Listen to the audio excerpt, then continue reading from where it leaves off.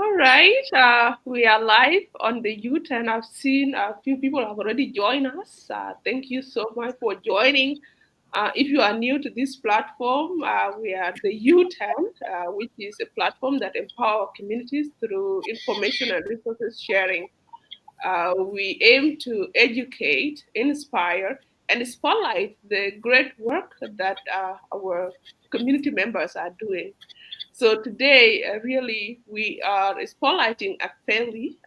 If you are new to that name, it is the fellowship. It's called Alumni Fellowship for uh, Entrepreneurship, Leadership, and Innovation. So I wouldn't go deep to that, but really, the brain behind that program is John Chol. His co-founder is supposed to join, but was joined later on. So feel at home and share this message. This work that is being done in our community need to go far because it is empowering, it is inspiring, and we want a powerful work to go out to reach more people that may benefit from it. So thank you for joining. Thank you for sharing. I wouldn't go that far before welcoming Chol Deng, but before that, I also want to acknowledge our co-host Dorcas Adinyaliara Tutuna. She might join the conversation later on and ask few questions. But Chol, welcome again on the U-Turn. Yeah, you are not new, but maybe for the sake of new members, maybe you can introduce yourself, who you are, academically, professionally, and just speak to us. What is this AFELI thing? What motivates you to form this new organization? And what do you like to see in the next 5 to 10 years? And if you are breaking up 100 years later. Yeah, yeah. Thank you, Akwal, and also it's nice to be back. I think it has been a while, and greeting to the audience. And yeah, I'm happy to be back. Like Akwal, I've already said, I'm by name Chol, and yeah, I think I like always introducing myself from the point of passion, where I'm passionate, and I always say I'm someone who loves empowerment, and also obsessed with it. An idea of human capital development. I love seeing people growing and also reaching their potential because it's one of the things that I really want to advocate for the rest of my life. And because we are born to do great things in life, but it can't happen if we don't really reach our true potential. And human beings are really intelligent, but again, it can't happen alone. There are processes that need to be taken, and that's why I really love the concept of empowerment, and that's who I am, and that's what I really want to be known from that perspective. Again, from an academic steps, I don't normally talk about it, but again, I did engineering some few years ago, and I also went on. I did BBA and also MBA, and it was in such of trying to get what the meaning of life is all about. That's what I can say from that side, and yeah, that's what I can say about myself generally. Great, thank you. And now you are a founder. Like we used to say that Chol Deng is entrepreneur in resident on the U10. He has also helped shape the vision of the U10 for many people that don't know. Chol Deng is a powerhouse behind the scene guy, very humble, and right now he has a big platform that each and every one of us need to know about. So tell us, Chol Deng, how did you come up with this AFELI? And what is AFELI aiming to achieve in the next few years? Yeah. Okay.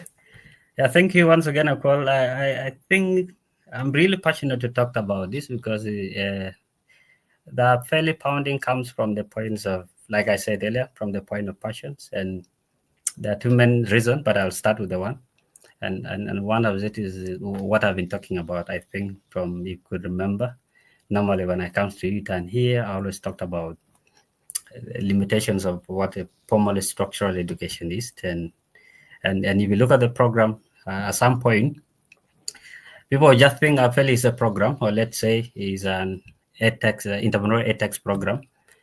But actually, from the points of how we created it, is more than that. And that's where I'm going to start.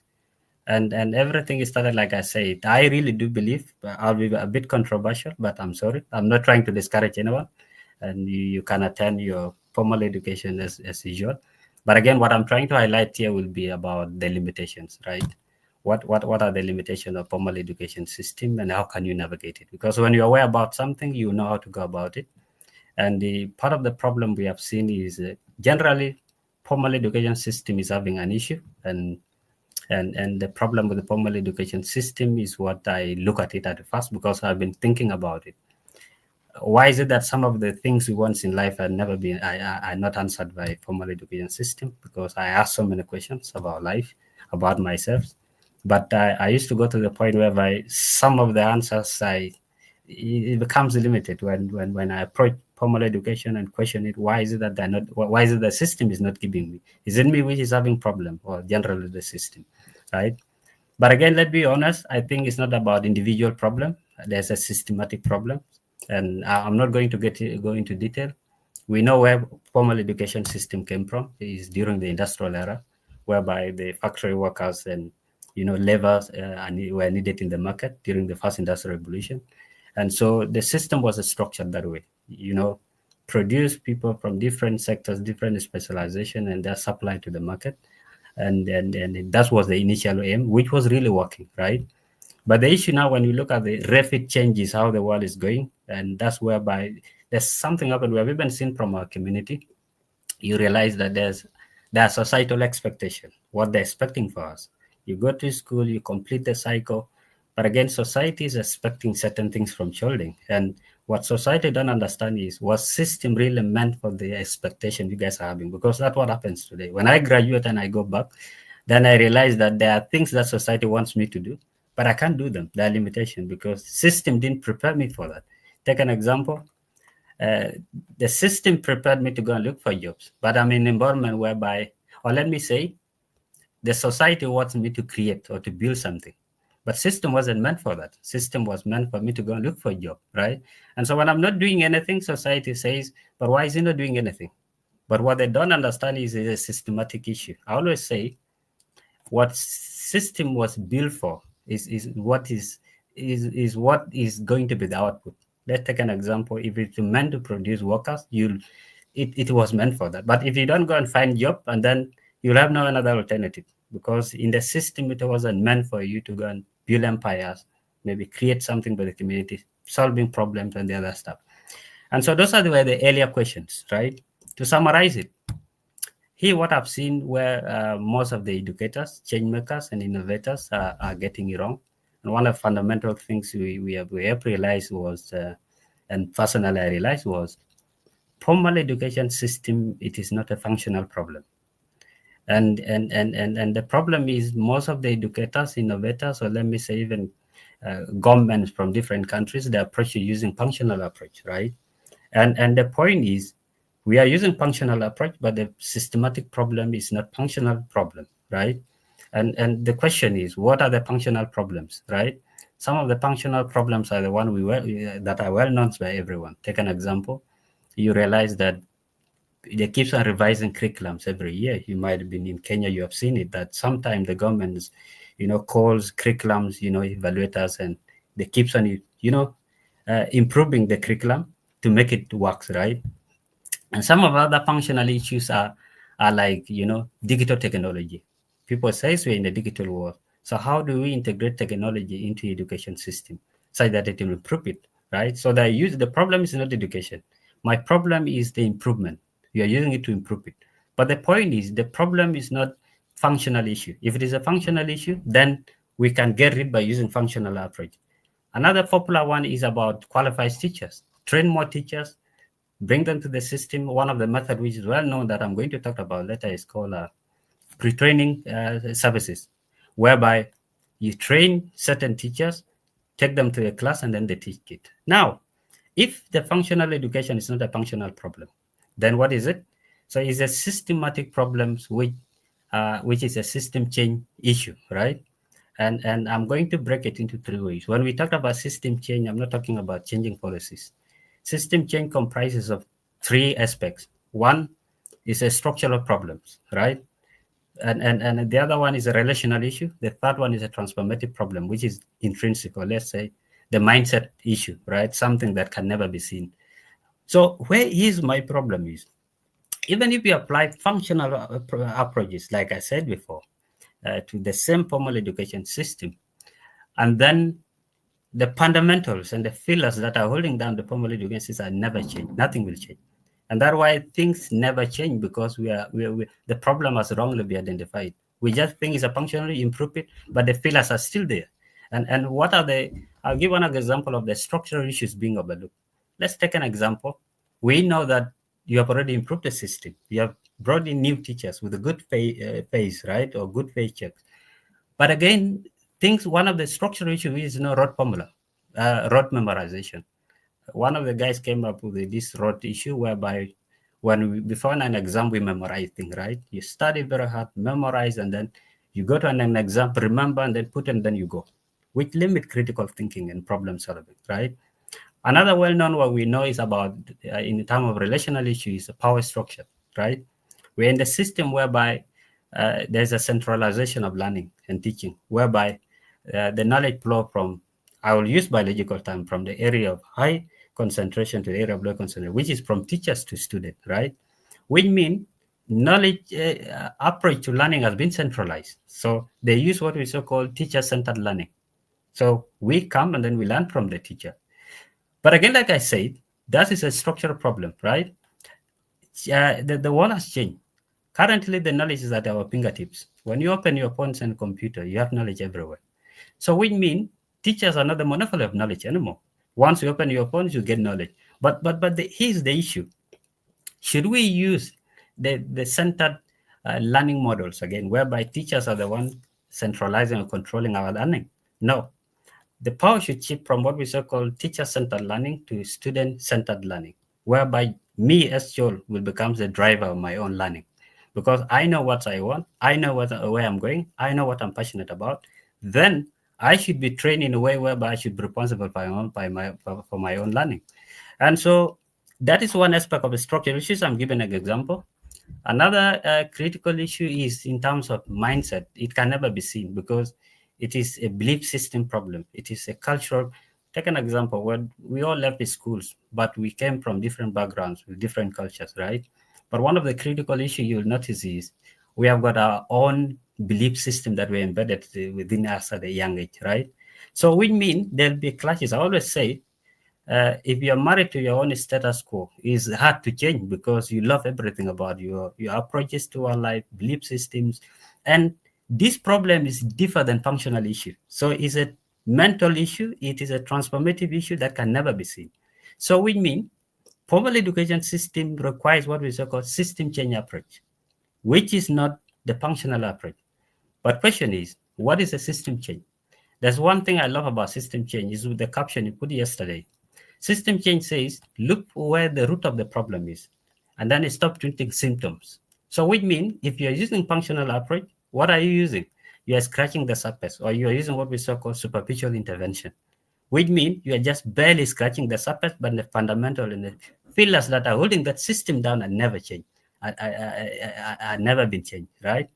And so here's where we are approaching, because I'm trying to narrate where AFELI is coming in, right? Because AFELI is not just a program. It is starting where the formal education system is having an issue. And then now we integrate it with what we are doing. Initially, we thought we should do an incubation program. But again, because of the problem I'm addressing, we look at it, that shouldn't be approach. It's more than just an incubation, right? And so if it is a system change problem, then the root cause are transformative, structural, and relational. What do we do then? You understand? And so AFELI is using two methods, whereby I really believe that we are not going to use a structural approach that we already have. We are going to use two things, which are the limitation. One, it is using a self-education approach, We're in the 21st century, and the first question we ask ourselves that what is very important today, if knowledge is at our fingertips, how do you make people to learn how to learn by themselves, to drive their own learning, like we say? And so that's whereby we comes in with what we so called, okay, but then how do we make people understand the concepts of self-education in the 21st century? Again, the other side of it is about from experiential part, whereby most of the things that I do in life always come from experience. And so AFELI has got two foundations, which is solving this one. One is self-education approach, and then experiential education approach. Now, how is self-education solving? Uh, how is it leading to AFELI? AFELI has got a models that we came up with that we believe should be the change, like what I've already narrated. And the models came from two aspects, one from the experiential aspects and the other one from self-education. Now, there's one things that I like most. I talked about one of the most important thing education is not teaching us, human capital development, right? Maybe you might have learned as something in primary in biology called metamorphosis of the insects, whereby it starts from egg, larva, pupa, and adult, right? I love that aspect because it's developmental. When it starts from eggs up to the adult, it's development happening. That's what actually should happen to human being, because it's not about spending 6 years in the school, 5 years in the school, you are certificated, but you have never changed, right? And so we say, how do you promote the concept of human capital development? And human capital development is not an structural issue. My problem with it is it's non-linear. It's not something that I can teach you given an exam and then you change. It is something that can take 2 years, 3 years, depends with an individual. So we say, okay, fine. If that's the case, we are going to use an approach which is two things. One, it is self-discovery, right? People should be taught about who they are first, because there's one thing with self-discovery. I call everyone is looking for clarity in life. The reason why we are confused, we are just looking for one thing: clarity. Where am I going? What am I doing in life? Those are the questions we ask ourselves within us, but we have no answers for those things. But the point is, we have been taught by the world to always look outside to look for the answers.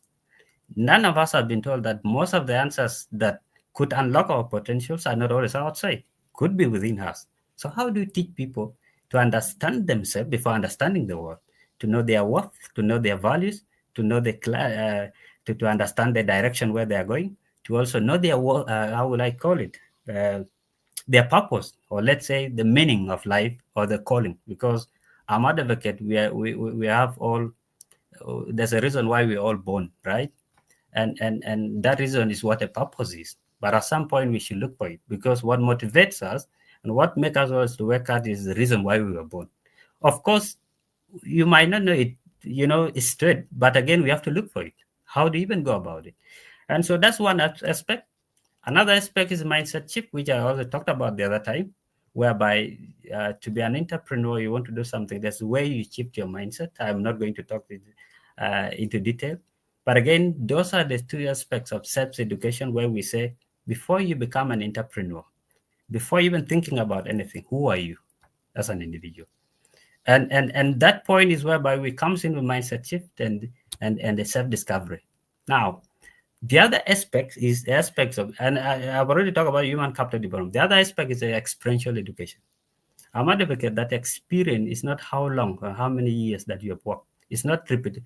By the way, the concept of experience is changing meanings. During the industrial experience used to be how many times you have repeated something.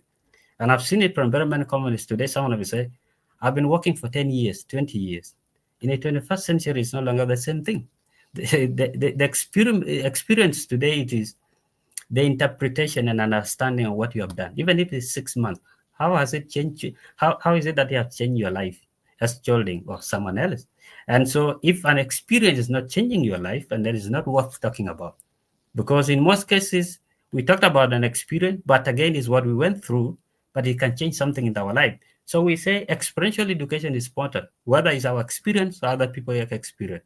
So we introduce another four models, which is one is networks, which is how do we make people learn from other people's experience and their experience? Because when you bring people together, they have got different approach to our life. They have encountered many challenges in life, but if you bring them together, how do you make them to leverage from the experience, right? And then the other aspect is what I always talked about, which is the challenge that I've seen from a lot of people: access to resources, right? But one of the biggest problem I've seen with the resources is people think resources is just about when it comes to entrepreneurship, people think to have a resource, you need to have financial capital. So that's why you see everyone always says, I don't have money to start business, because they believe that financial capital is the only resource you need to have to start something. Go to South Sudan and ask someone, why not starting anything? I don't have capital. The capital they mean is financial capital. But again, from my experience, we have different capital. And I could say there are certain capital you will have that you can start business without even financial capital, right? And so point is, how do we make people have access to both financial capital and non-financial capital?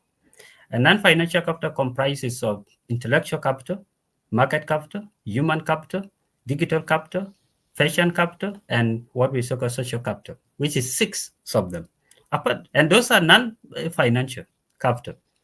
And so these are the things we sit down, we say, okay, if you want to be an entrepreneur, do you have this capital? Do you what it takes before you even start? And that's aspect of resources. The last one is one thing that is not popular being used in entrepreneurship, but is what I'm even using. Is what we are using to create AFELI, called entrepreneurial ecosystem, right? Formal education system, like I said, is an ecosystem problem, right? But again, the ecosystem problem, it should be taught. And in most cases, if you look at the model AFELI names, there's something we indicated leadership, right?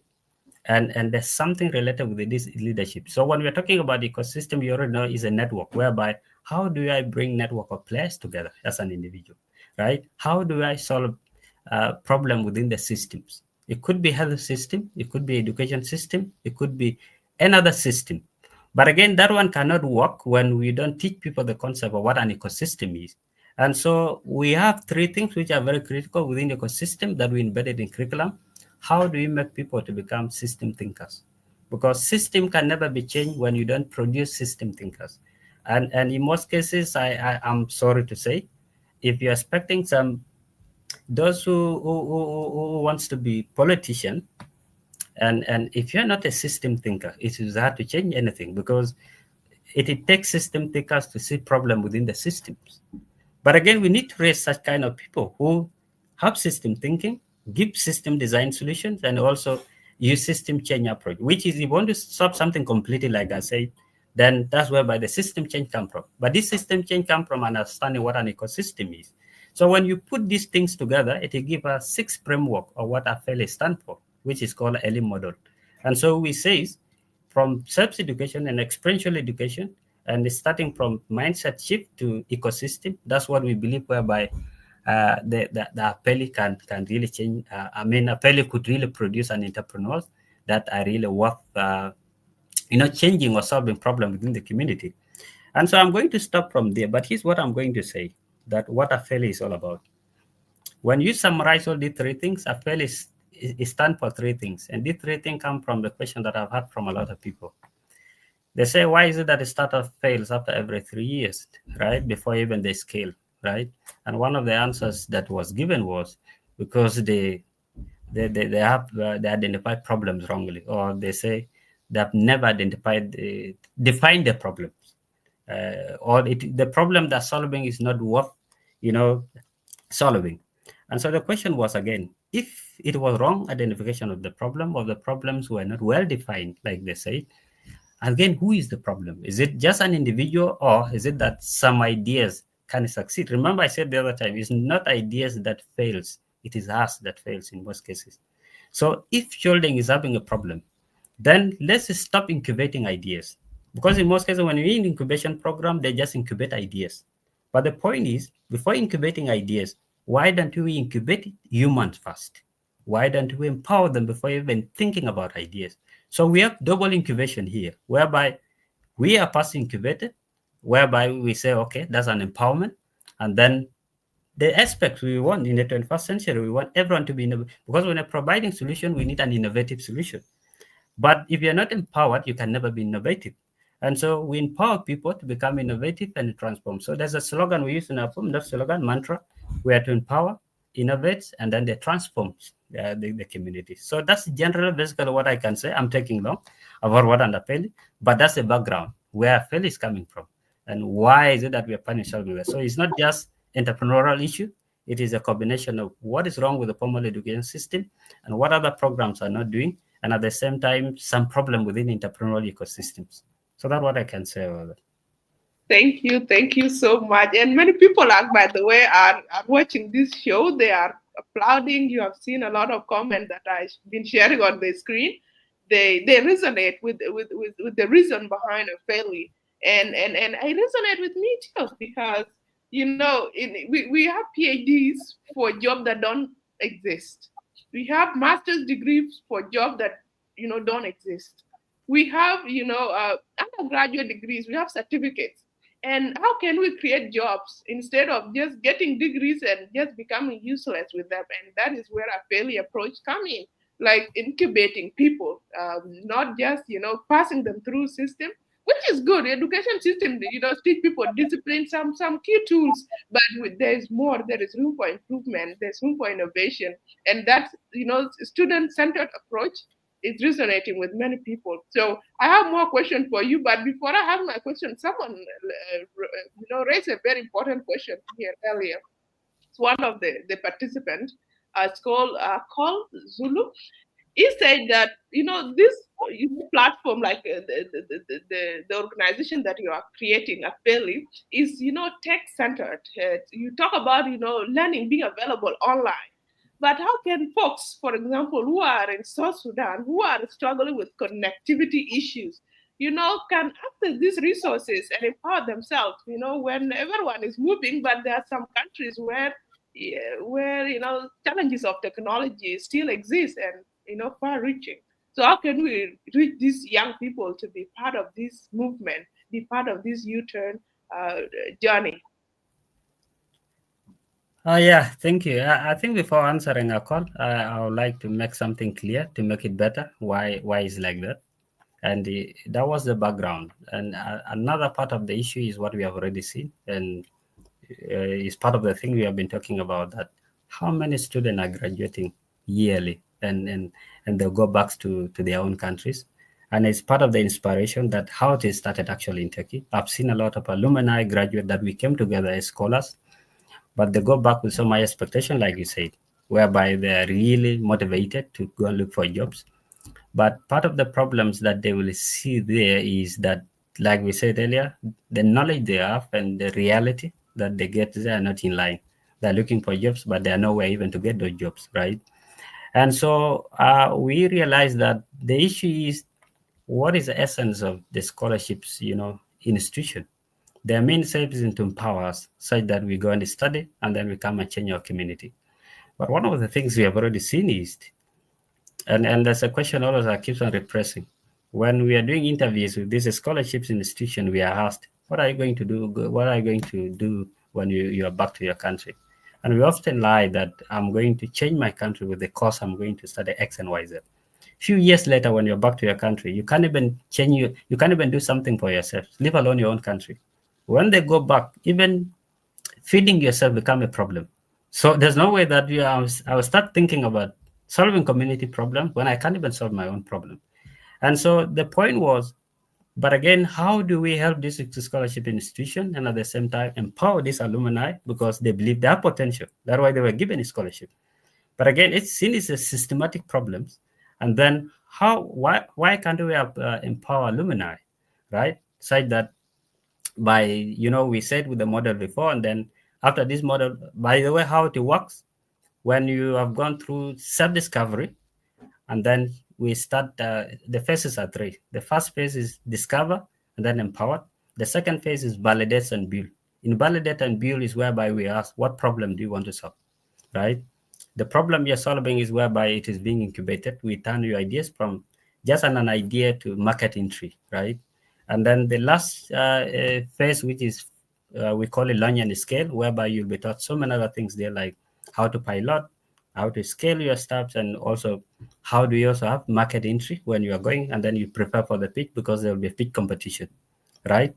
When you go back, before you go back, because of course we are also trying also to have such that let them have access to some monetary access or financial assistance. Also, when we look at it and then we say that's an approach we are going to use, and the approach we are going to use currently, we are targeting, like I said, alumni, or let's say scholarship holders or those who was a scholarship holder. Now, here's where the problem comes in. Is it that this problem is it that the only scholarship alumni are going through this one? No, actually, it's every graduate, right, across the world. Though we are targeting alumni across the world, then we say what we are building, it is not just a program. We are building, like you said, a tech ecosystem, or let's say entrepreneurial ecosystem. And the ecosystem we are building, it has so many parts that I'm not going to talk about some other thing. Part of the ecosystem we are doing at the moment is AFELI. And then there are other part of the ecosystem that we are not doing now. So the question for the other person is saying, but how about people from South Sudan? So currently we are focusing in that area, which is edtech to reach out alumni who went back to their country. But again, we are also preparing as because the business model we are using, it can allow us to include everyone. But in 1 year, 2 years, or very soon, we are going to make it happen, like you said. If it is not just edtech, how do we also build scales by building maybe headquarters or scale to different countries like South Sudan and reach out people like what he mentioned. So that one is part of the plan, but the business model and approach we're using at the moment can allow us to do that. We have to first deal with where we are starting and our projects and target. Maybe in a few years, what you have said is going to work out. So that's what I can say. Well, I can answer very well, and someone could indicate that you hit it on the head. People get scholarships, they come abroad, with hope that they'll come and change the country. Now, like you, they cannot but buy mineral water.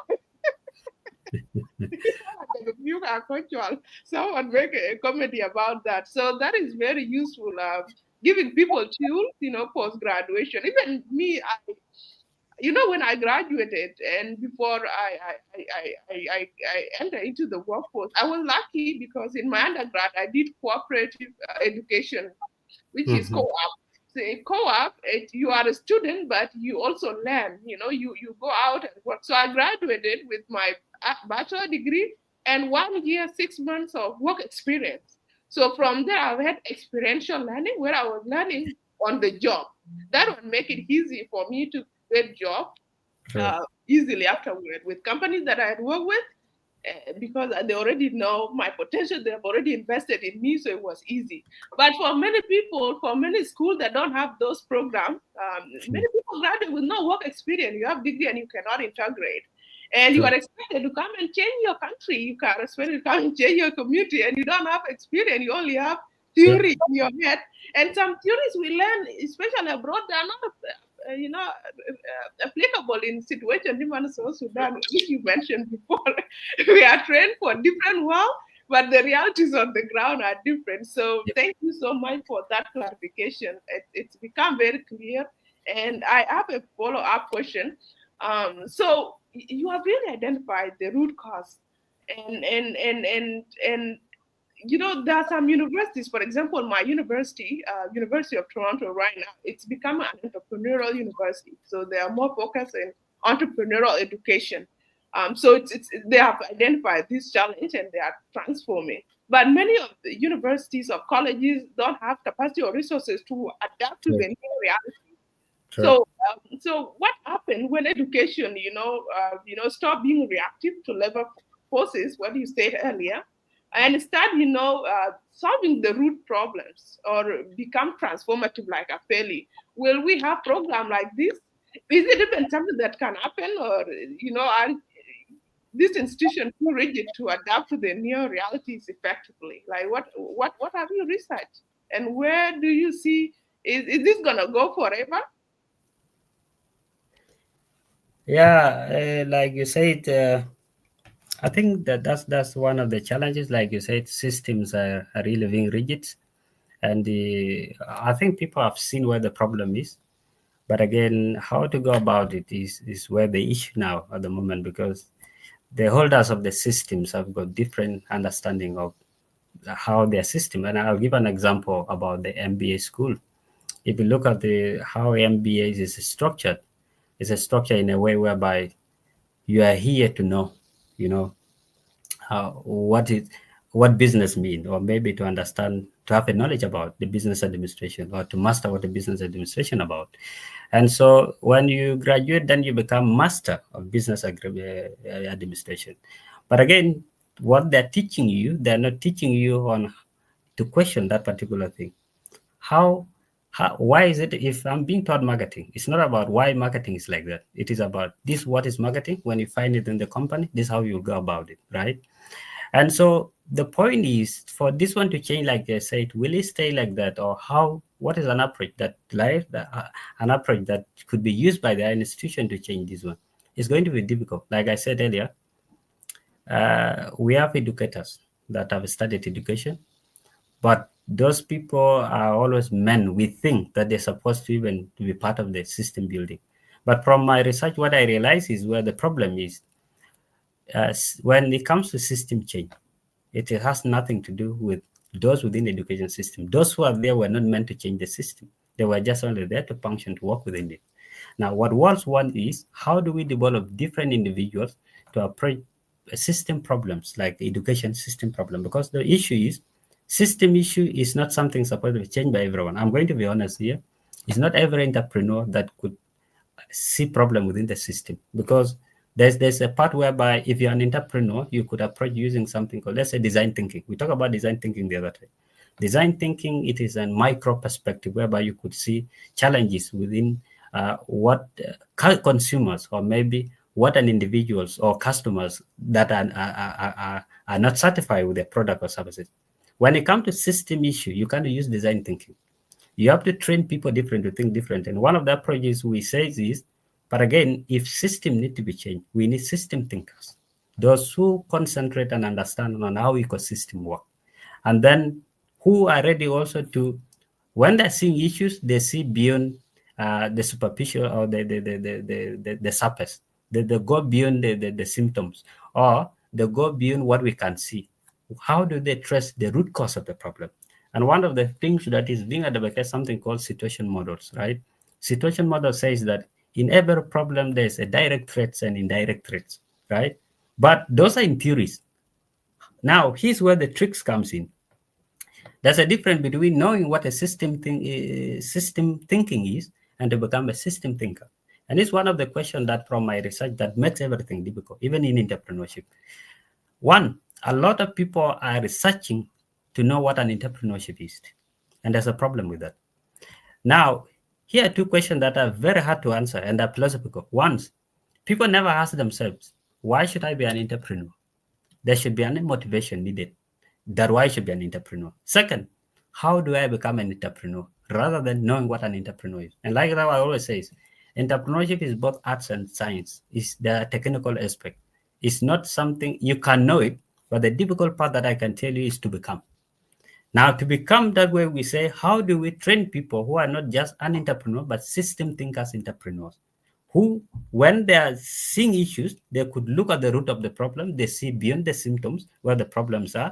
And that's one of the things we are advocating, that not just us, some of the catalysts and some of the, impact investors or impact institutions are also advocating this one, especially the system change, whereby they are looking at the future and have seen that we need to raise generation that look at where the roots of the problems are, other than just concentrating on the symptoms of the issues.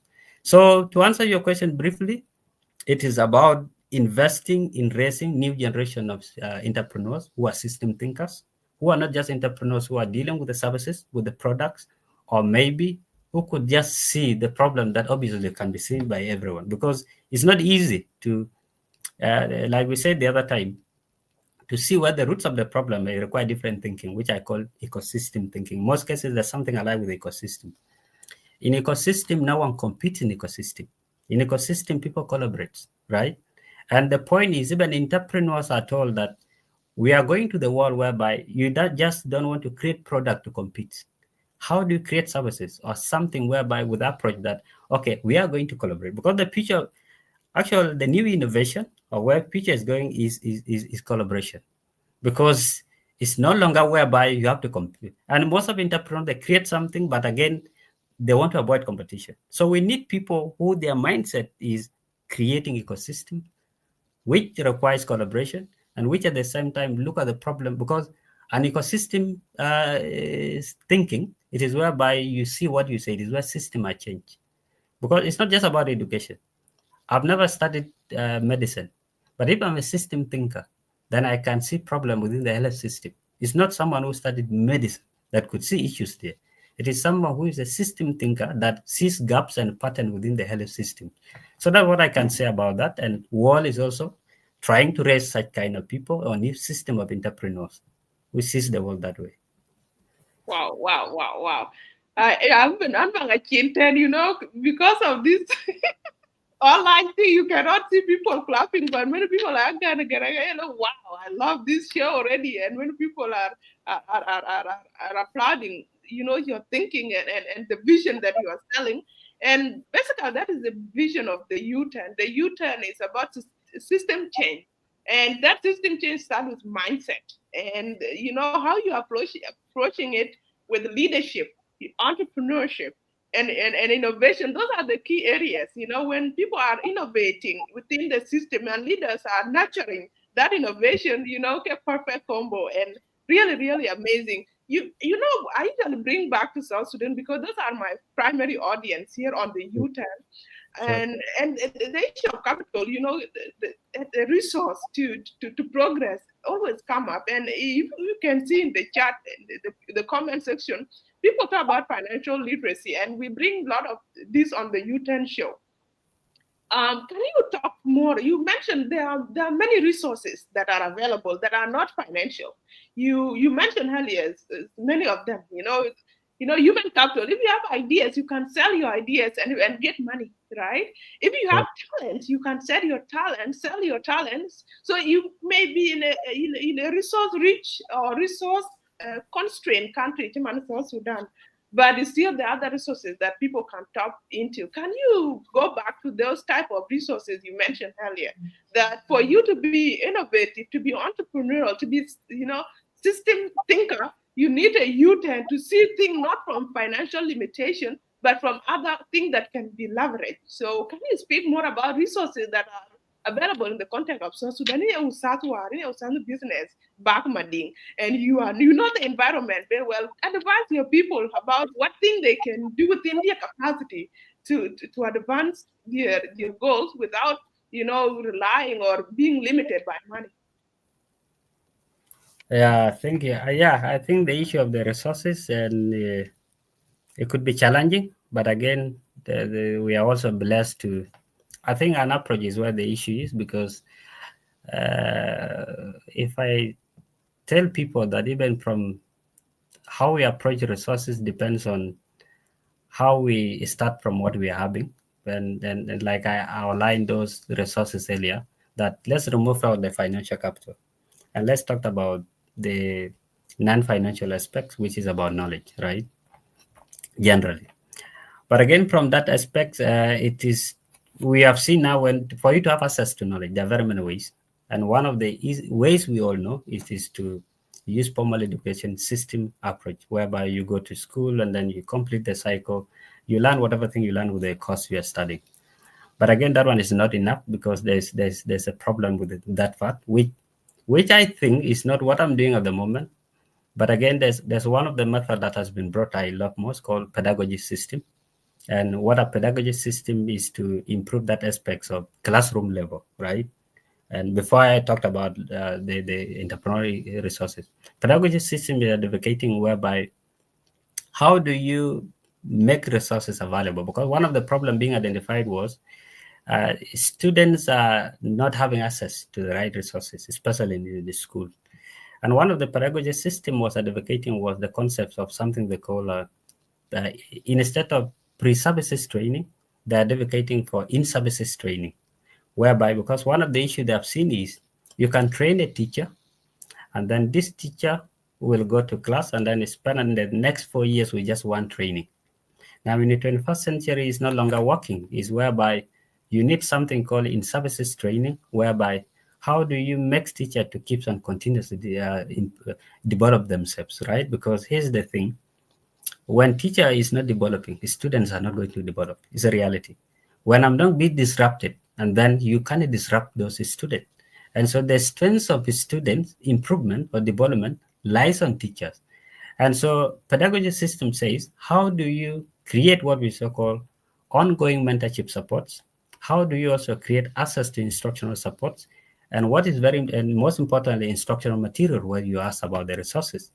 So if you are to approach it and you're an educator in a formal education system, the best thing to adopt at the moment pedagogy system whereby you avail these three things whereby teachers need to have access. It's not about the student.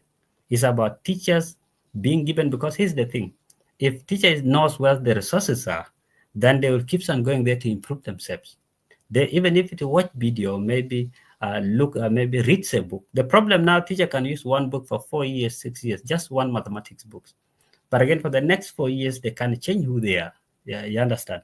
So the point is, that's an aspect of formal education system, and that's what they can use. The focus is not students. The focus should be teachers on how to keep on improving themselves. When it comes to now the digital world, whereby I was talking about the other one, I think we should be happy because we all go. I mean, everyone has got Facebook, TikToks, and the rest. But I think what I've seen with the challenges to the resources is simple thing. People are not intentional about learning. And that's what I keep on telling people always. People don't understand that learning is not something that happens by its own. If you're not intentional about learning, then you will think the resources are not around. But resources will come when you start, when you begin to be becoming intentional about why do you even want knowledge. Remember, I said earlier, one of the approaches we said before is how do you make people to become drivers of their own learning? Which means it starts with what are you passionate about? Or second thing, what is the motivation behind that you want to? Because if there's no motivation, you're not going to look for resources. I can say today that the resources are here, but the reality is, do you have intention why you want to read those books or maybe to have access to the resources? So the first thing that I see is not that resources are not there. It is people are not motivated or they don't have reasons to read books or to maybe to leverage those knowledges. And so the first thing that is needed is for people to realize that learning in the 21st century is no longer in classroom. It is there's something I said to someone the other time, that you don't need classroom today to learn. You just need life. You have to be alive. So long as you're alive, you learn every day. You wake up and then you ask yourself. And here's the point: if there's nothing that motivates you, you're not going to take an example. If you're motivated to become the best version of yourself, or to develop or to grow, you will ask you, but where do I get this resources, the information? And so when you open Facebook, you're not going to watch other lives that talked about scandals or maybe something to do with it, maybe trends, let's say so. There are a lot of trends that are going online or some other digital gossiping. But the point is, someone will open Facebook and you stuck on digital channel about something that you were not intentional about, and you watch for 3 to 4 hours. But again, that information you are consuming is already a resources. What are you? You're feeding your mind with it. That's what we say the other time. The greatest resource to become entrepreneur is intellectual capital, which starts with the knowledge you consume. When you go online, what you consume becomes who you are, because the quality of what do you become, it depends on what you fit. There's something I call nowadays mental diet, because it's not just about food, you also fits your mind. And so the point is, it is start with that. Why do you want to consume that? What if I go on Facebook and I don't find knowledge or content that resonates with what I want? Why should I be there? You look for pages whereby it helps you to grow, it helps you to reach what you I mean, to become what you are programmed. Let's say you want to grow to become the better version of yourself. Is this information creating or adding value to my life?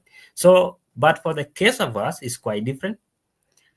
For the case of us, it's quite different. We are approaching into different places, that whereby we are building ethics. When we talk about ethics, it's not just about being online, right?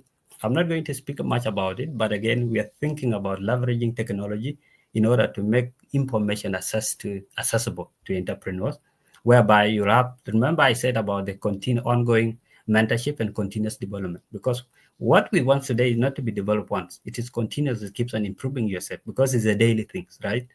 And so that's what we are advocating. But I could say resources are everywhere. It's just that, are you intentional about it? The phone you open, your computer you have has got everything. Just that if you don't know the reason why you should consume the knowledge, you are not going to look for them, right? Today you're here on U-turn. That's the knowledge we're talking about. Today, if you go, there's 2 to 3 things that you have already learned. But again, if someone is somewhere watching those who are fighting, dragging themselves on TikTok, they're consuming knowledge, but it's a toxic knowledge. They're all knowledge, but the point is, how is it important to you? What you're watching for. So I don't know whether I've answered the question, but again, we have different approach about the resources, and ours we are leveraging technology, especially AI. I'll talk about it when we build the minimum viable products, but for now, that part is part of the we have. Wow.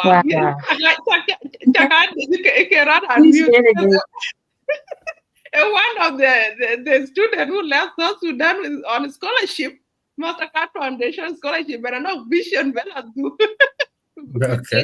in the country. And now you actually left with a very important call to action. What are 3 things that you've learned today on the youth and that can change your life that you can go and implement? And before that, Alicia question, because she is very excited about this show and she's system focused. When she reached out to the youth, and she told me exactly and the team what she wanted to achieve. So she's the right person to be here. But before Bill, I've seen many people, tagging their friend here in the comment section to come and watch. So if you know someone who will benefit from this conversation, continue to tag them. Thank you for tagging your friends and also your comments, and share this video so that it can reach many people. Many people are celebrating Cobra around being a mental diet. It's very strong, Many people are eating junk online. So those who are on the U-turn anyway, they are exceptions, because for you to be here, it means your mental diet is fresh. You are taking care of your mind and mindset, and that is great to be that you are here. So thank you. Continue to share the message to friends that may benefit from this professional self-development, inspiring and powerful project that was launched recently that you need to not miss, and your friends. But before then, I will allow Dorcas to ask the question. I want to, you answered me very well for the previous question. I want to take it back and apply this ecosystem that you are building, which is youth-led, basically. So there was a question that I created, and I was like, how can youth-led, platform like AFELI drive sustainability transformation in Africa context? Anyway, anything that is technology globally. But we want to take the transformation back home, because that is where it is needed, because there are so many resources, many young minds, many talent that need mobilization and support, that need to be incubated. We only go there to incubate ideas and then everything fails. But how can this AFELI and others, incubate this mind to bring about change in the continent? And after that, answered Kedor Kasabijala. Yeah, thank you. Yeah, it's one of the areas that we strongly focus, and it's part of the vision we are building with AFELI. And like you said, there are 4 things we really advocate in AFELI about, especially. Actually, if you look at the program, we say we are focusing more of developing countries. And if you talk about developing countries, mostly you'll see Africa is one of them, right? Third world countries that are really struggling.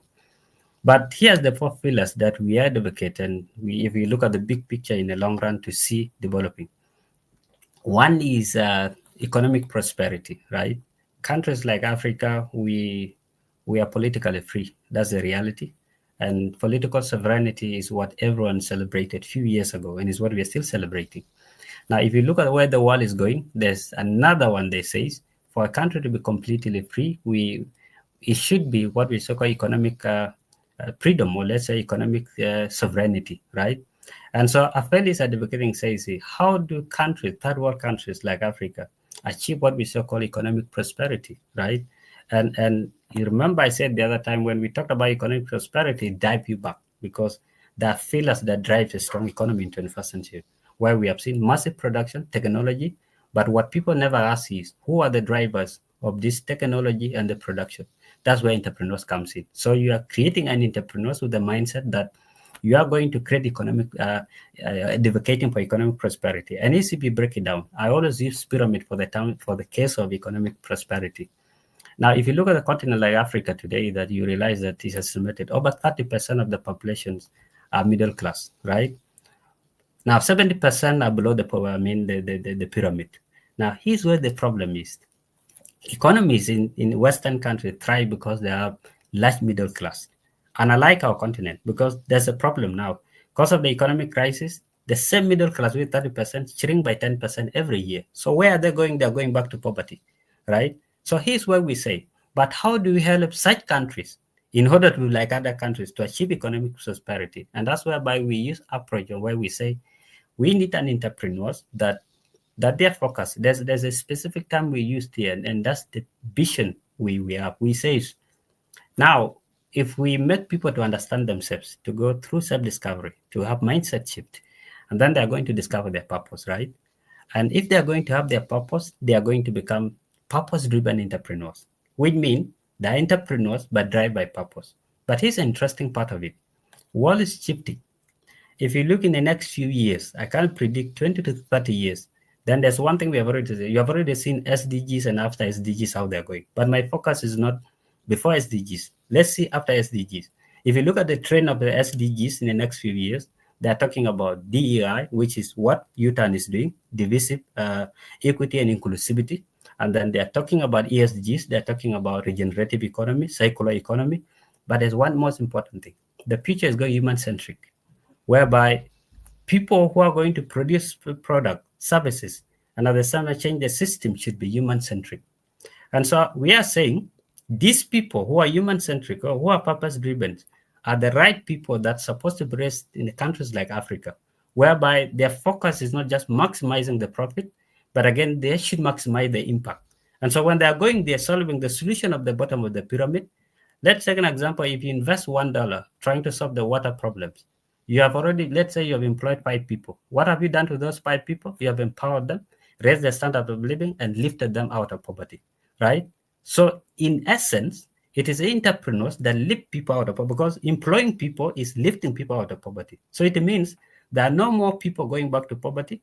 But again, we are pushing people from the bottom of the pyramid going to the middle class, which is the goal that Africa wants to see. Because the biggest issue why economy is not thriving is because we have no middle class. The country is just under below their stuff. So that's where the economic prosperity comes in, like we said, to those countries. The other thing for this one to happen, we advocate for the human capital development, like we said. It can't happen without promoting the human capital development. The other one is social coexistence, whereby we make people understand the issue of diversity, because one of the biggest issues that bring tribalism and the rest is that people don't embrace how social coexistence really help us, and that's part of the ecosystem we advocate. And the last part is very important aspect, self-actualization, right? Which drives all these things, because happiness comes when people are really self-actualized. And the problem with those countries, in most cases, it is that particular issue, because in most cases, if people have no human capital development, they cannot be self-actualized. If not self-actualized, they cannot think about how solving problems that are human-centric, or maybe that could help other people to get out of poverty. So basically, that's what I can say. How AFELI is designed is to raise purpose-driven entrepreneurs that are human-centric, that focus on maximizing the impact rather than the profit, and that could help countries like Africa, that their problems are different. That's why I say in America, they build unicorns. In Africa, you should not think that way, because African problems are different from Western problems. And how I think solving problems, approaching African issues is not the same mindset. Someone is there creating a multi-million-dollar industry to maximize the profit. It's not the same case for Africa. The focus is, but how do we lift these people out of poverty? Because that's the aim of problem solving. You are not going to solve problem focusing on the top of the pyramid, but those below the poverty lines, the other way around. Wow, wow! You just challenge the trickle down economy perception, which is really very powerful. Someone asked, where is this speaker located? The guy is located in Turkey. So thank you so much, Joel Achen, for asking. Chol Deng to Turkey and get a anything, but a global thinker. It's not his mind is not restricted to where he is or where he was. So thank you for asking that question. I don't know, Dorcas, if you are ready to ask your question. I know question Pukato. And for those people who have just joined, we were talking about AFELI, a new ecosystem that Chol Deng and his friend just founded, and it's focused on entrepreneurship, leadership, and innovation.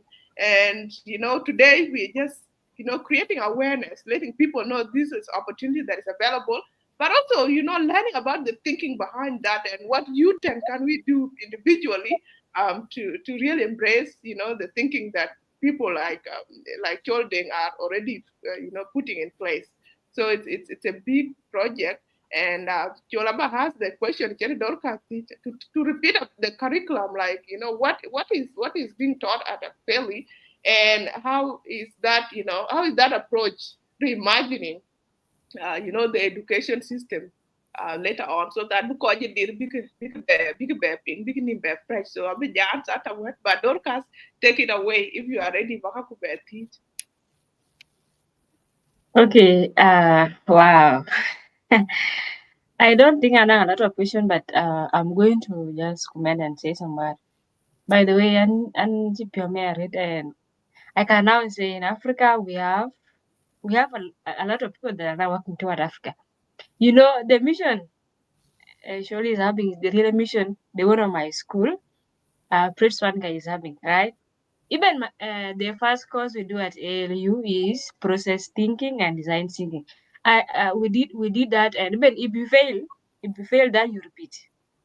Repeating that course is more than repeating other courses. And I remember by the time we were learning it, especially in process thinking, they could give us, let me say, they gave us a video to watch about processing sugar.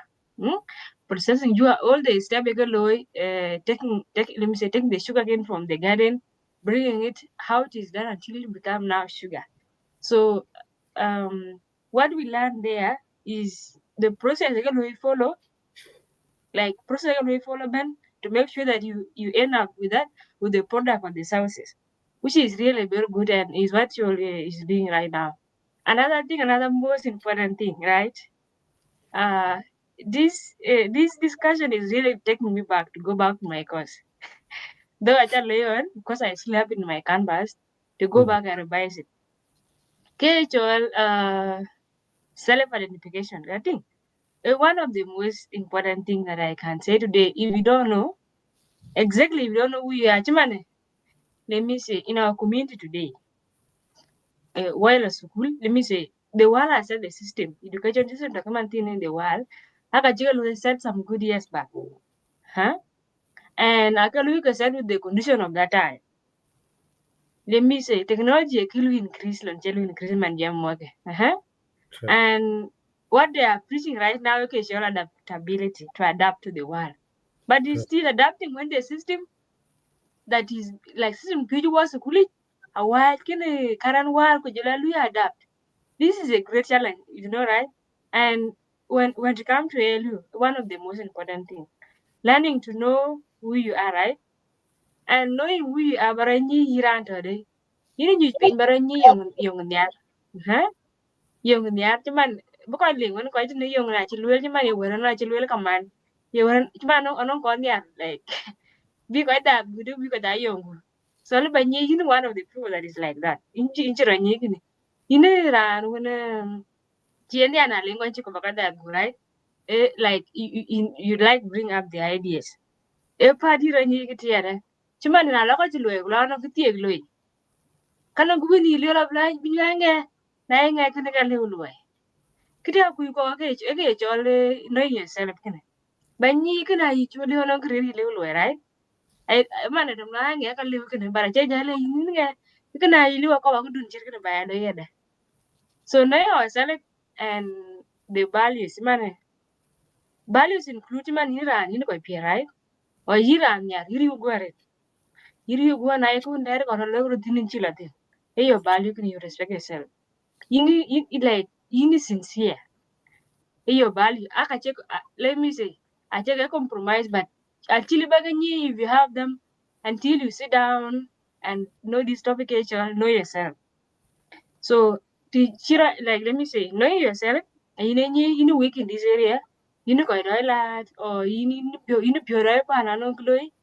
kuna let me say Iran che pyo ba chala bia kri chin mo nyu ja cho ba tura la yin chora jet kanye jini ra pyo de great so ana lor course le in college course I read la kilo ba lu wa chan in chi pyo ne biru pyo it help us in identifying everything identifying like choosing a course banyi course ya cha iri ya ni pyo ira hito ana Sure. ko ne problem solving ata na cha problem chunu ka nyu pin because in person creation aha in ga jore na I let me say na iran ya run be bakri no kala na kala go ngai kri even tingi giti how will I say giti a creativity right because you want to explain everything you want to see everything even giti in English or is taking a journal you want to try everything even you come up with ben at chin man ben men dun ko mi kuman na kwala bani ano men dun mu ne chin wa ne ko ke ten la kang te ro chin ti ko no men mu ri to me a check len ka so kiti yes a part of you parent to know what this child is capable and didn't have any yeah kana lelwa kana nyilwa so I'm really very happy and this is really a very good point for sure in power because by the time I took that course, then I sat down and had to look back on my life, my history, kata ko loyo nguben to make sure that I and I'm good at this thing. You be honest in yourself. Then can I right? Then you choose. Now let's go into interest and passion. One of the things that we have also learned. Let me say, in A, you know, great challenges and is it grand something like that. Along Kawin you have to get problem probably solve right and you take part in it. Like for me now I took part in one of the mission at ALU because at ALU you have decided something have mission and it's something that you want to solve in your community and something you are passionate about you feel like you are happy being part of that thing like for me I'm part of education and I think do with women awareness and empowerment I like it so I choose that because looking back at my life and what I love so then I just say yeah I'm here and I have to go with it Asian language, then we have art and culture. Art and culture opportunity the glue is another problem and glue solve, right? So Naira and they are designing and their culture. You can have a business which is entrepreneurship, which all is doing here. You can do in that. So let me say we have tourism. One of the things like we were taught that an opportunity because it can really help the community and the country to evolve. The challenges were education, women empowerment, and let me say urbanization, right? A lot of things. So I'm really, really very happy for this cause. This is really very great because I know we are not going to challenge the system that is already set. That's why coming up with this thing because nothing at early watching exam, right? We don't have KHL exam. We have projects and the project we do let me say, for me, we're doing software and website design. You are told to design let me say, you are told to design a website, then you are given a project. Think about something and design a website like this. When you sit down and you do it, it will be very hard and you will do it right. Then at the end, you will know how it is done. Okay, you're learning by experience or doing it practically. Eh? And I can see now it is what this course is about. So I can say it could be that Richard Bunang, many minds that are having this thing toward Africa. The man that Africa have a lot of challenges. Let me say, right now, and a Mastercard scholar, there are always those opportunities in Kalu pitch about your idea. And if you look with the challenges and the problem, Louis African capacity other outside while a student with their ideas when they are pitching, you surely see we are really behind. Even when they see your idea, they will look at your idea like you are still facing this issue because I get you pulled law. But the fact remains that this is Africa, yes, and this is the community. So I just love the part of this program which is pushing people to know who we are. It's very important because knowing who you are being a year capability to your weakness ku kwa being a year and I always feel always choose being business they say today you do what you love. What you love, you can pure on that thing. And you always explore to know more about it. So a very, very important thing. And I just love that part of process design thinking and the part of knowing yourself. A very, very, very good. Okay. When to come to what you jamming about South Sudan, to jam about how can they learn about this topic? Okay, what I can say, in South Sudan, yes, one of a lot of the challenges that we are facing, human internet women. But what I can just say, Kabal Koda at Shunta today, there are very, very many courses out there about entrepreneurship and about let me say technology. Along the Chol, I think should talk about that. Chol talk a chip bad in AI. Living AI to like back AI back you want to use AI, right? Aku ala jam create as Sudan man jam waka chila by ni. People are taking AI as a joke, but AI has come. Even those who are doing art and designing today, AI is helping them to design a jamana. But in our country, we are still really. What like AI is like a library there. Take a hard copy, ke be together a soft copy, and so it's like a library, right? You have something a children of in your hard copy book. This is reality, and this is something surely we need to do that. And what I can say, uh, okay, Joel, to expose yourself, those pre-courses, I think we are going to be putting the links here at YouTube and Book Yellow post. I know very many pre-courses about AI. If I don't care, it could be about women and all those things. Recently, there's a course I apply with the how did it, how yeah did the university apply for the course? Kuya a course about women. So and I applied on I applied and got it. So that course is about now networking and entrepreneurship, and it's about let me say careers. And the course is just 20 women, right? And it's very free, very, very free course. So now nung smartphone and you need to learn, and we are in South Sudan. Nung to do need nung to wiper to do need wiper, you think my sis and my bro, and we have that small smartphone. You can do anything with it. Yes. Achieve is like those who are having Wi-Fi and electricity. But if you really need to learn, you will find out that because no money student man South Sudan man jam of Wi-Fi can go especially like Chol. This Elon Musk Wi-Fi is now everywhere, right? So I just put chon there are those very many precautions I think Abu Gary put in it. Like people kita think man jam of people know that system Chilo said for education or Chile begin. But the short courses like a low man jam work are changing people's mind and they're trying to grab that bridge, right? So what I also want to say is that let's take this AI thing as serious. People are using AI everywhere to design, to develop projects, even to run the business. We need AI because AI is already a established library, which is a model library, right? Because you have something, and these are the resources that are we collect together, together.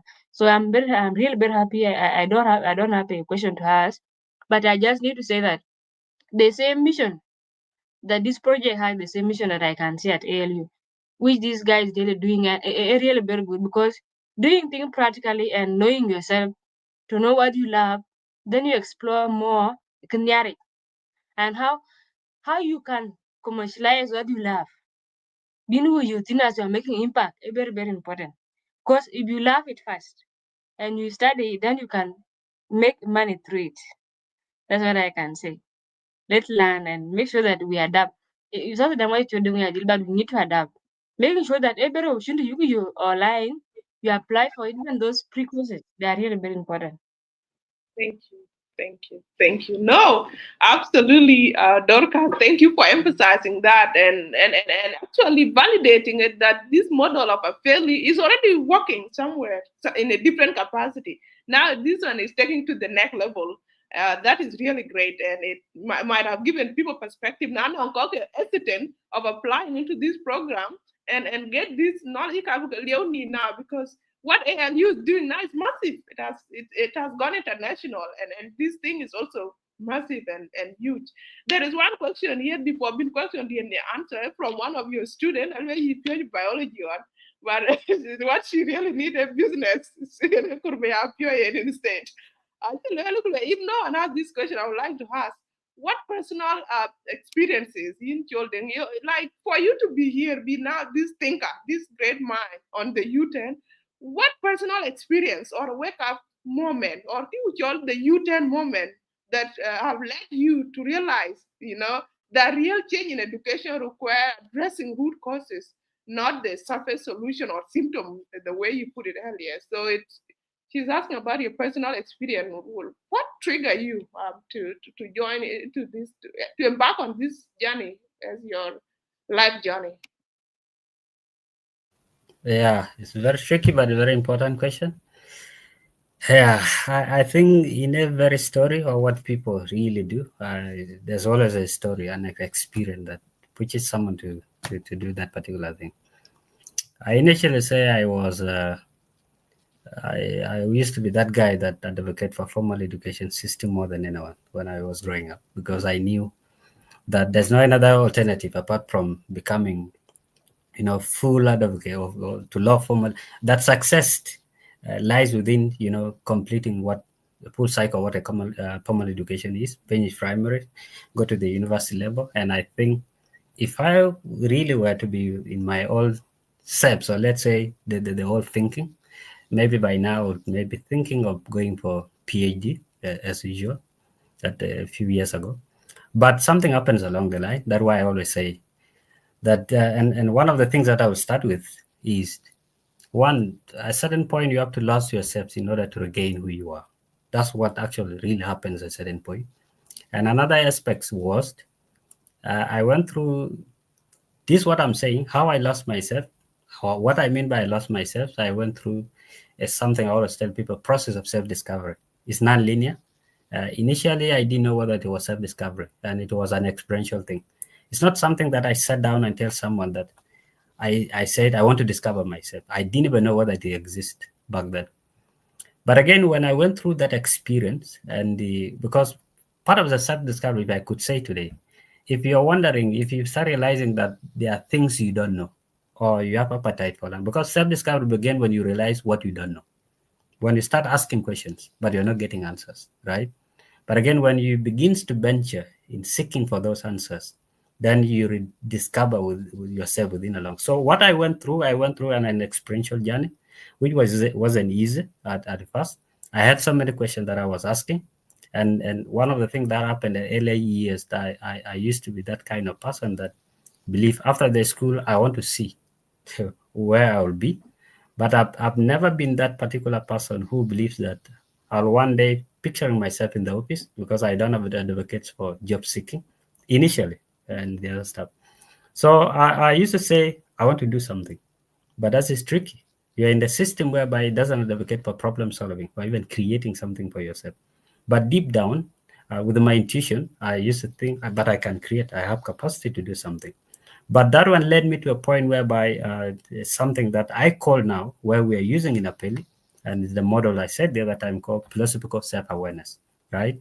It wasn't self-awareness which was designed or structured, but I was philosophical about my life, trying to get the detailed understanding about why certain things happen the same way they happen. Why can I see my future, right? Why can I, there are questions you're asking, you're not getting the answers. And I used to picture myself seeing if I graduate, where will I work? Because I've seen a lot of people now, they see themselves in J1 before graduating, right? Or they picture themselves in offices before graduating.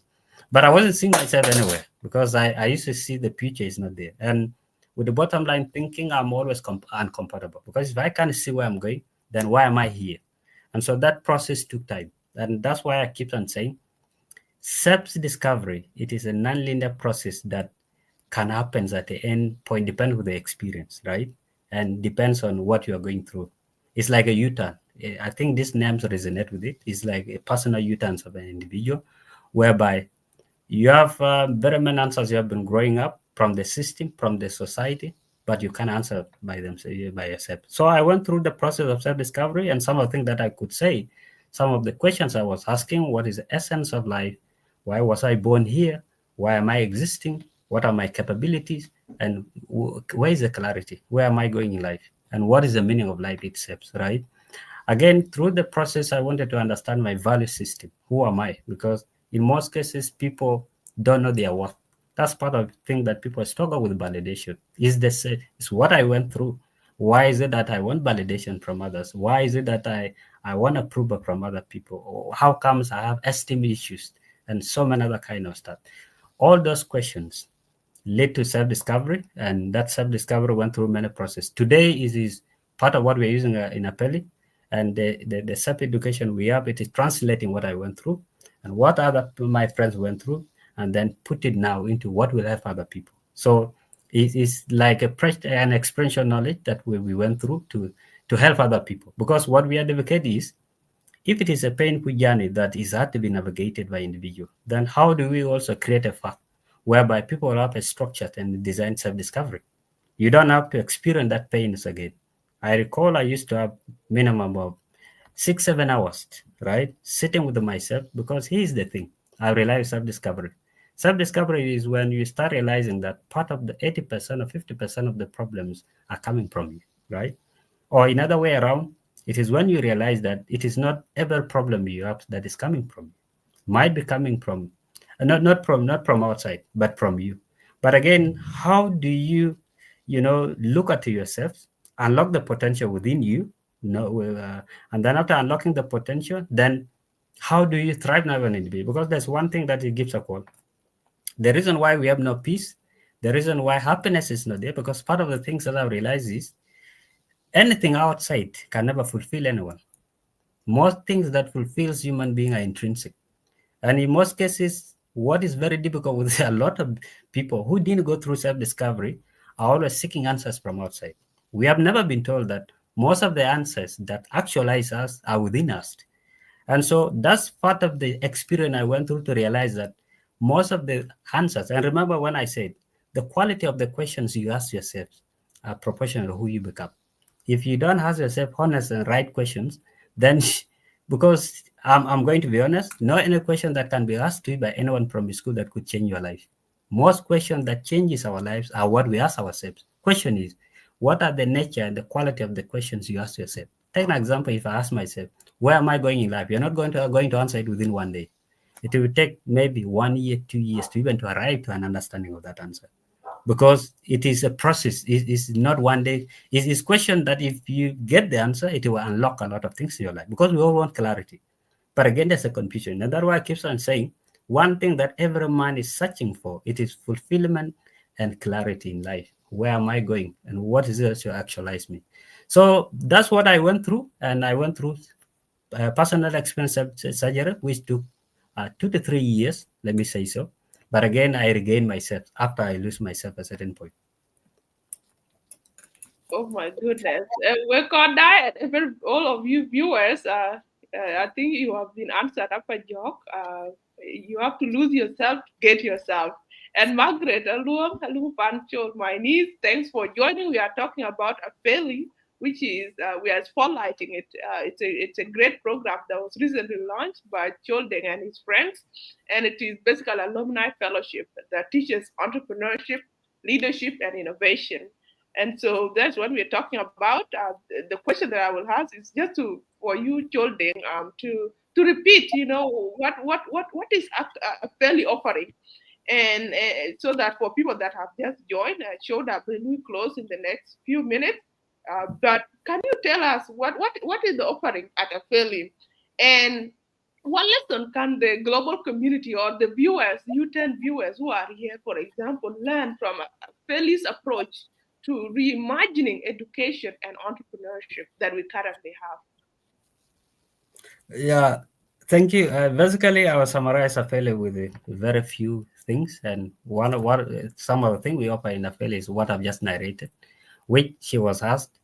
But how do we know that education? Part of the things that education is not offering, like I said, is human capital development. We are not told how to there's no developmental aspects whereby human beings are allowed to grow and develop to who they are, or let's say their full potential, or let the best version about who they are. And so our fairly is start the program from discovering and empowerment basis, whereby you allow, because we have got three nature, an approach of how will I say, of learning, of teaching we are not using what we so-called approach of formal education system whereby an instructor or professor to profess. But again, we are bringing three people. Once we have mentors, we have facilitators, and we have guest speakers, right? And what mentors does is, because I always say, mentorship is basically advocating for a single thing.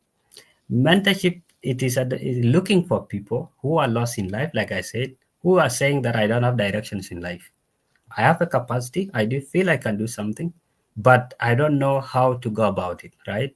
And that's whereby when you come to AFELI, the first thing we do, we expose you to experienced mentors that can empower you, open your eyes, give you clarity, and unlock potential within you.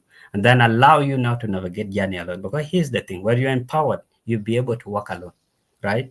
But the point is, you can't do it alone. You need an experienced individual that can unlock that potential, which means can make you sit down and look yourself within, right? Using the experience, right? And then the second phase is whereby now people, like we said, we want to solve problems. And there are a lot of problems in Africa. So you're coming to the program with an entrepreneurial idea, something that you want to turn into business. And that's whereby we have facilitators to validate you on an idea, from idea validation, market validation, business model, prototyping, and including the strategies for the market entry. And then the last phase is whereby we now prepare individual, because we are going to have pitching competition. The pitching competition is essence, it's just only showcase to maybe celebrate few individuals that have come up with a good solution or innovative solution that could bring juries and also funders and have access to funding during the competition, and then they go back to their country to do something. So basically what AFELI is saying, if you want to be empowered, if you lack clarity in life, if you want to find purpose, if you want to be purpose-driven individual, or if you want to be an entrepreneur that is fully human-centric, thinking about creating something which is, solving problem that is maximizing impact in your community, then that's what we build AFELI for. These are the kind of people we're looking for. We mean we are basically trying to solve something that formal education can't give, which is, like I said, we start from root where the problem is to make people. And that's one of the famous things that I love to, I don't know, maybe I could say it this way. Like I said the other time, entrepreneurship is all about problem solving. That's basically it, right? But before you solve problem, you have to first know who you are, right? You need to have an identity. And once you have an identity, you'll have a foundation of why you're solving that problem. Because in most cases, you should be driven. There's something that motivates you intrinsically. And so we say, once you know who you are, you have that foundation, then you'll be able to fall in love with the, well, there's another advocate that is common in entrepreneurship. We want to make you to fall in love with the problem solving other than solution, because in 21st century, it's not falling in love with the solution, it's falling in love with the problem, because changes are there, solution can change, but there's one thing that can never change.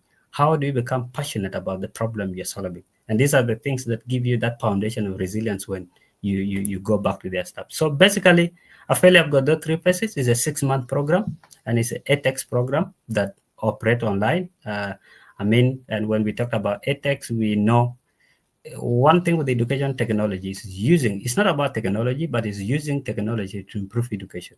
To be honest, 8X is a future. Time will come whereby physical buildings, we don't know how long it will take, but 8X is where everyone is going, right? Even if there are countries which are really behind, but 8X is where the future of education is going. And if it's someone thinking about investing, it's about asking your question, how do I become part of this new, ecosystem of the 8X which is emerging? So that's what AFELI is all about, and 6-month program, and it's for those people that I mentioned. If you are an alumni, you have gone back to your country, you have an idea, but you don't know how to go about it. You have no access to resources, you have no access to financial capital, then you'll get out of AFELI. Wow. Thank you so much. So the next question, definitely, it's you've just mentioned who is the right candidate for AFELI. So if someone is watching us now and would want to join AFELI or contribute in different capacity, how can they reach you or your organization? And what do you need the viewers? Okay, your last message, closing message later on. What do you need your U-turn viewers to take away from this conversation? Yeah, AFELI, we have already launched the program, and we are based in Turkey, but is a visual program whereby you can join at any part. Our applications are on now from now until 8th July, and then that's whereby if you someone who want to apply, there are also you know Q&A question for those who are not familiar. You can find them there, or maybe you can reach out if you don't understand. But again, AFELI applications are on. And like I said, if you are that an individual that who has been really asking questions, how do I really, help my, like we said earlier, everyone has got potential to do something, but until that potential is realized, right? And so that's whereby you can apply for AFELI, and definitely these are the things you are going to get from AFELI. And the curriculum is structured that way through empowerment phases to validate and launch kind of. We have already a curriculum that is already built, but it's built on the models, like I said earlier, because the picture of what you are going to or who you are going to be depends on the model. That's a unique value proposition for the AFELI, because there should be something. If you want to disrupt something, you should have model of change. But that's what we are saying. This model is where we are thinking about in the next few years. These are the kind of entrepreneurs we want to reach. Now, the final message I will say is that uh, there's a misconception that I want to clear about entrepreneurship. If you're someone who want to be an entrepreneur, and you don't have to, it's not about looking for what to know about entrepreneurship. There are few questions that you have to be asking yourselves, and one is you have to ask yourself, how do I become an entrepreneur, and why should you be an entrepreneur, like I said earlier. And these fundamental questions will be the fundamental keys that could really be driving you, even because when you don't ask those questions, there'll be no need even to learn. Even if when you join AFELI, you have no reasons to do those things. And the reason why you should be an entrepreneur, like I said earlier, we are coming from a continent whereby we all want to be a part of the country building or contribution. And how are we contributing to it? It's all about once empowering ourselves, and also realizing what we can do at our capacity. And to be very honest, if we should stop complaining, we should always think about, because complaint solves no problems, because that's one of the things that I've seen. And most of the people think you can solve problem by pointing. It's not about identifying the problem. It's about sitting down, providing the solution. Because here's what I said: South Sudan, because the South Sudanese here, I don't know, but I can say this message to South Sudanese: we can be future in terms of producing great entrepreneurs, because we are coming from an environment whereby we have gone through a lot of challenges, and in most cases, we can become entrepreneurs that already understand what, because entrepreneurship is about challenges. But if you're coming from a country like South Sudan, there's nothing we have never seen, right away from the conception of the independence until now.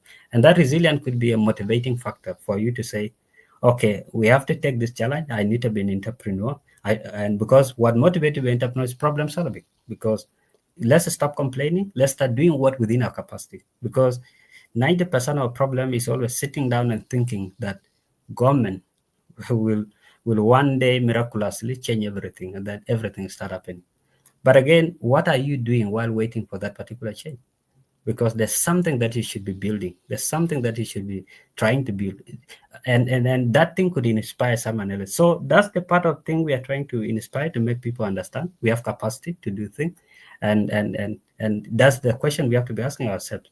It's not about waiting for the future. And I always say, the future of any nation depends on the proactivities of the youth. If you are not proactive now, there's nothing called hope for the future, because most of us are waiting for miraculous future. But the question is, for that future to come, what are you doing while waiting for that future? Whatever thing we are doing today determines what our future will look like. And that's what you could see today. If you want to determine any future for any nation, just look at what youth is doing. And so we should change focus by thinking about channeling our energy. Those complaints, those problems are what make us to be great entrepreneurs. Where their problem is what create an entrepreneur. Because entrepreneurship is, like I said earlier, it's not trading or all those things. It's about, are you passionate about problem solving? What problem could you solve at your capacity level? You haven't studied anything at a school. But again, if you want to be part of nation building, it's not becoming politician. Because being a politician and being leaders they are quite different things. Part of the thing we are saying in AFELI, leaders are those who have capacity to do things at their capacity level, are not those who want to try to get into politics, because it's about influencing, inspiring, and at the same time doing something at your level. So if you're saying you're a leader, then at your capacity level, what are you doing to influence and inspire others? So that's what I can say with that one. And thanks to everyone, and I can start from there. Thank you so much. Thank you so much, Chol. It's always a delight to have you, share your wisdom on the platform, share the work that you are doing on the U-turn, and help people make the U-turn in their own lives within their own capacity. So you say really well that, if you have the question, what can you do for your country? Then Chol Deng just conclude that be an entrepreneur. You have gone through challenges and turned those challenges into assets that, can empower others. Our previous speakers, who were also young people and youth, for example, they said, one of them said, what can you do for your country? Invest in real estate. Someone said, it was Elijah Achie, who is also a close colleague member, colleague at Cholde. What can you do to your country? Train the next generation of technology, savvy youth. What can you do? Someone from Mading, who was also Deng, what can you do for your country? Combat hunger. Balapur. There are so many things that young people should, are doing and should do. And that is the reason we have the U-turn platform to spotlight these innovators and give you a glimpse of what is possible if you are that person who hasn't started yet. Also to get encouragement and get a network, someone whom you can contact to help you, to mentor you, to guide you. Today, if you like his mindset, please connect and yet individually and be in point outside the organization. If you want it to then scale your network of support, we apply to AFELI. So that is why we are here. So thank you so much, those who have joined us here on the U-turn. We come live on every Saturday at 1 p.m. Sometime to accommodate our brothers from Australia because of different time zone. We come live on Friday evening, Canada time, but Monday, morning in Australia time. So this week we will next one we'll have guest speakers from Australia and we'll be coming on Friday evening, which is like Saturday in Australia and also Africa. So thank you for always being with us. Share your ideas. Dorcas, who is inspired today by this conversation, has committed to be sharing on the U-turn about AI resources that you can take advantage of. Some of these resources are very free and we'll be posting it on the platform. If you have bundled you for your boyfriend or girlfriend, if you are a young person, no bundle continue instead but live show learn click those lines and learn about AI for the future. The future is learning online. Even these big universities, they will scramble. Big schools scramble and will be learning at the comfort of the house, the kitchen, drainage, and everywhere. So future is online. So you start now and tell us later in future. So thank you for staying with us. Thank you for being with us today. Share this conversation to many. If some of your friends miss it, let them know. Tag them to and let's keep this conversation going. Join AFELI and be part of this movement, this U-turn movement of self-discovery, self-innovation, of system thinking, of changing. So thank you so much, Jordan. Thank you, Dorcas. We'll be sure here and let's meet again next time. Bye.